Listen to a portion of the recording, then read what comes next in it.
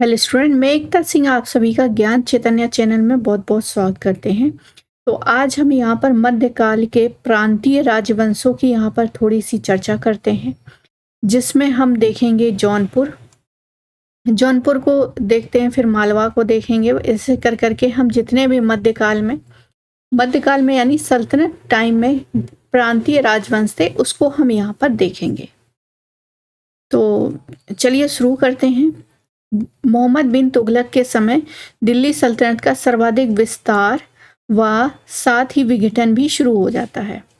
फिरोज तुगलक के समय इसमें तेजी आती है और 1398 में तैमूर के आक्रमण के बाद बंगाल, जौनपुर, गुजरात, खानदेश जैसे प्रांत भी क्या हो गए, स्वतंत्र हो गए। उड़ीसा व कश्मीर संपूर्ण सल्तनत काल में दिल्ली सल्तनत से स्वतंत्र ही रहे। तो ये इंपॉर्टेंट फैक्ट है, एग्जाम के यूजीसी नेट जो है इसी तरह के जो है क्वेश्चन पूछती है। आगे देखते हैं, अब जौनपुर को देखते हैं। तो हमारा जो जौनपुर है, तो जौनपुर को देखते हैं यहाँ पर।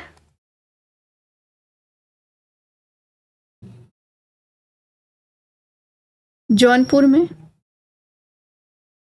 जौनपुर की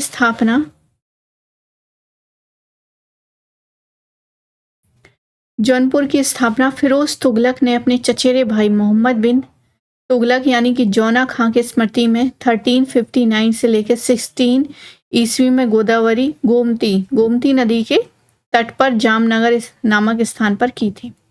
मलिक सरवर नामक हिजड़े ने 1394 में मोहम्मद तुगलक ने जौनपुर का गवर्नर नियुक्त किया।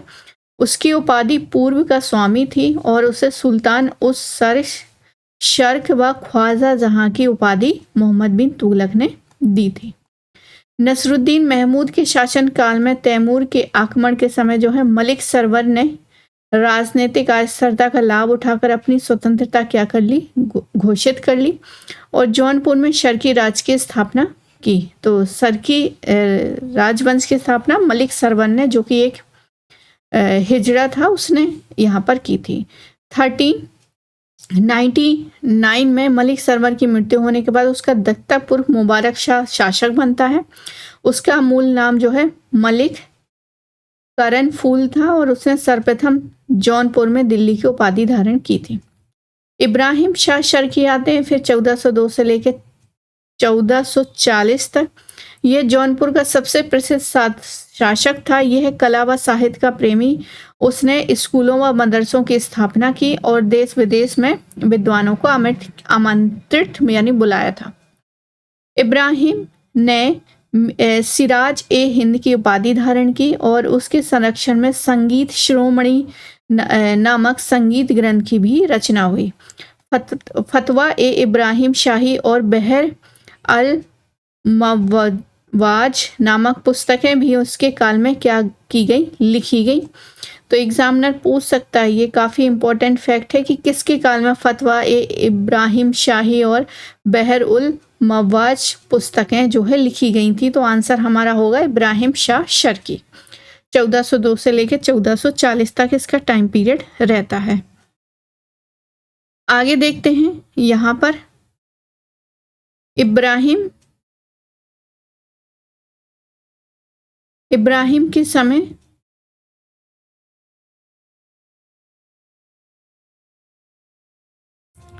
इब्राहिम के समय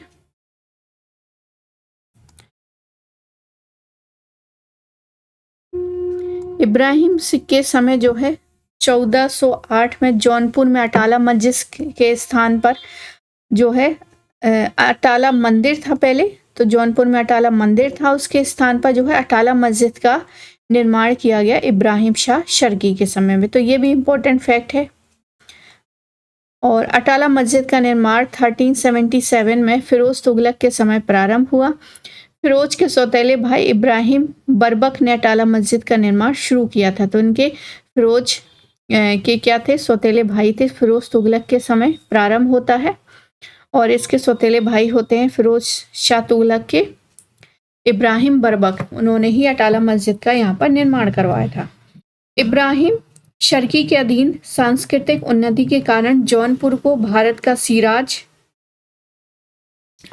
सिराज जो है कहा जाता है इब्राहिम शर्की को। उसके समय जौनपुर की नई शैली शर्की शैली का क्या होता है, जन्म होता है। आगे देखते हैं यहाँ पर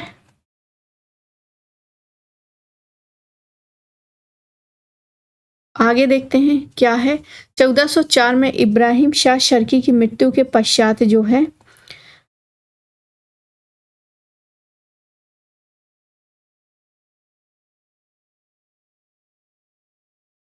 उसकी मृत्यु के पश्चात जो है महमूद शाह शासक बनता है, जो बहलोल लोदी से पराजित हो जाता है, और मोहम्मद शाह फिर शासक बनता है। फिर हुसैन शाह शर्की आते हैं 1458 से लेकर 1505 तक, और ये अंतिम हुसैन शाह शर्की जो है अंतिम शासक रहते हैं। इस समय में बहलोल लोदी ने जौनपुर को 1484 में पराजित कर अपने पुत्र बारबक शाह को गद्दी पर बैठाया, किंतु जौनपुर का विलय नहीं किया गया।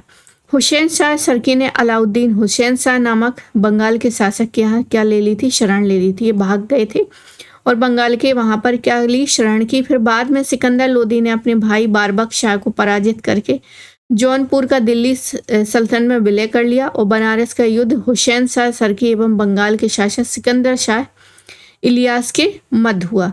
हुसैन शाह शर्की ने संगीत में, ये जो भाग गए थे बंगाल में शरण ली थी, इन्होंने जो है संगीत में महारत के लिए गांधर्व की उपाधि जो है धारण की थी। तो ये भी बहुत इंपॉर्टेंट है कि गांधर्व की उपाधि किसने धारण की थी, हुसैन शाह शर्की ने। जौनपुर को ढाक अमन यानी शरण स्थली भी कहा जाता है। तो ये कुछ इंपॉर्टेंट थे जौनपुर से। तो जौनपुर की स्थापना एक हिजड़े के द्वारा होती है जिसका नाम मलिक शरवर होता है, मोहम्मद बिन तुगलक के समय में। तो आई होप आपको ये छोटा सा वीडियो पसंद आया होगा। पसंद आया तो प्लीज़ लाइक करें, शेयर करें, सब्सक्राइब करें। मिलते हैं हम अगले वीडियो में। पूरा वीडियो देखने के लिए आप सभी का बहुत बहुत धन्यवाद।